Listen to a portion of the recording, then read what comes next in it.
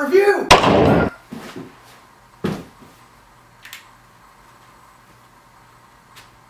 Hey man, I'm ready for the review. Who's that asshole? Oh shit. That was your future self. Oh, I didn't recognize with the bullet between his eyes. I just closed your loop. What the fuck?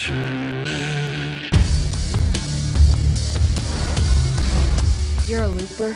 You know what we do? And the only rule is never let your target escape, even if your target is you.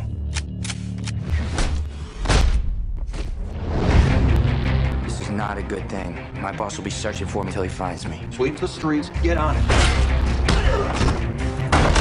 I'm gonna fix this! I'm gonna find him! I'm gonna kill him! Hunt them down. But every second that passes is bad. What's he gonna do? I'm gonna save your life. My life! Your life!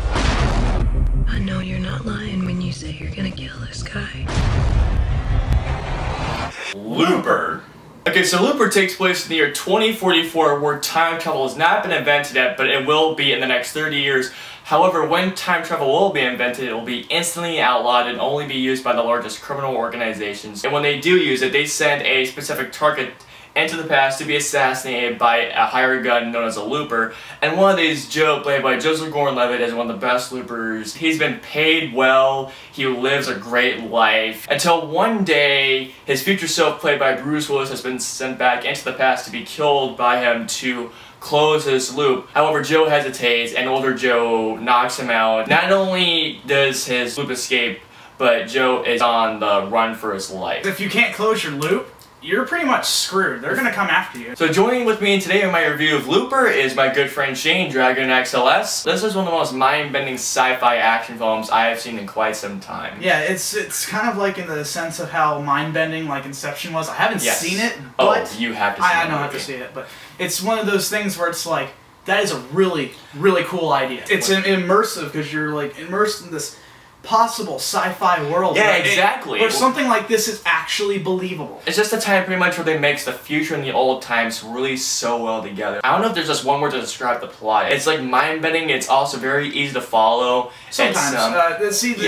You were able to follow it pretty easily, yes. But the thing is that I was also able to follow it pretty easily. There's just a few things where like there's background details that they didn't really elaborate on. Like, I got the gist of it, but I wish they could have explained a few things. It's a very interesting plot, very easy to follow for me at least. What I loved about it too is that like how the trailer made it seem like it was only going to be about Joe trying to close his loop. Yeah. But there is so much more substance packed into this plot. Yeah, you get see with the trailer they give you the gist of what's going on. Oh, you're barely scratching the surface of the film. Absolutely, because there's a whole lot more to it. It's one crazy thing after another. The three main leads, Joseph Gordon-Levitt, which we'll get to in a little bit, Bruce Willis, Emily Blunt, and there's a kid in this movie who we can't really go into, but before we go into the three main leads, we have to dress up on the little kid who's in this movie. He was phenomenal in this movie. Phenomenal.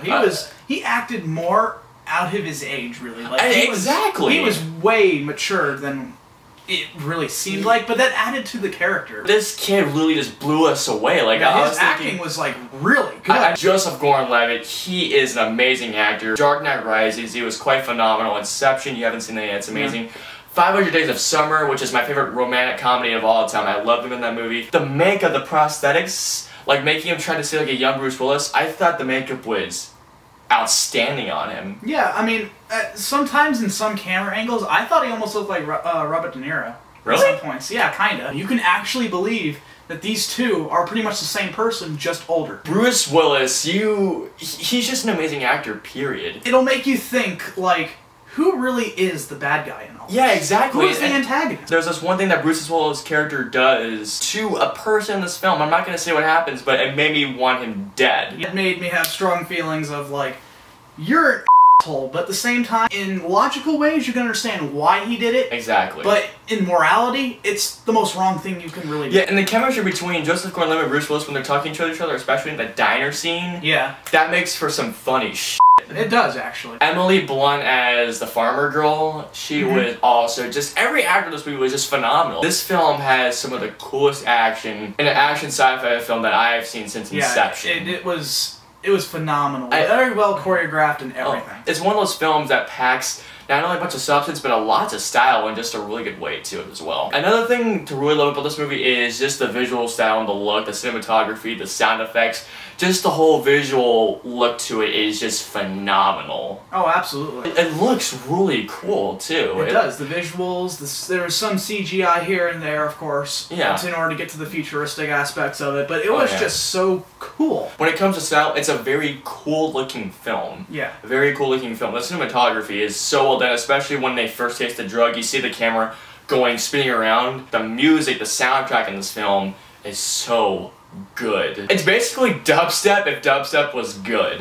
Exactly. And the script is also very well written too. There's not only some really touching parts, there's also some very horrifying parts. There's also some very holy shit type parts. Oh yeah, absolutely. Totally one of those things where we're like, dude, did you see that? The pacing of the film works so well, but like, I will admit when the diner scene does come along, the film does tend to drag just a tiny little bit. It dragged on just a little bit, but after that, it picked up its pace pretty quickly. Okay, so overall, Looper is a very inventive, mind-blowing, amazing action sci-fi film, and it's the best that I have seen since inception. I haven't walked away so satisfied from a film like this in quite a long time. I'm gonna give this movie a 5 out of 5 stars. I loved Looper. It is definitely one of my favorite films of the year. I'm just gonna go ahead and give it a 4. The reason being is because they need to elaborate a little more on some things on the background, stuff like that. Besides all that, phenomenal. Just absolutely phenomenal. It was great. It was very inventive, very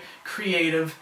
Believable. That was also another big thing about this. This is actually believable. Okay, so that was our review for Looper. I hope you guys enjoyed it. Thank you, Shane, yet again for being here as well. He has a new series coming on his YouTube called, well, we don't really know what it is. I don't know for it, but let's just call it the month of horror. Check out his channel. He's got some great Let's Play videos of not only Slender, but some new stuff coming out as well. So comment down and tell us what is your favorite action sci-fi film or your favorite time traveling film. And we shall see you guys next time. Do it. Do it.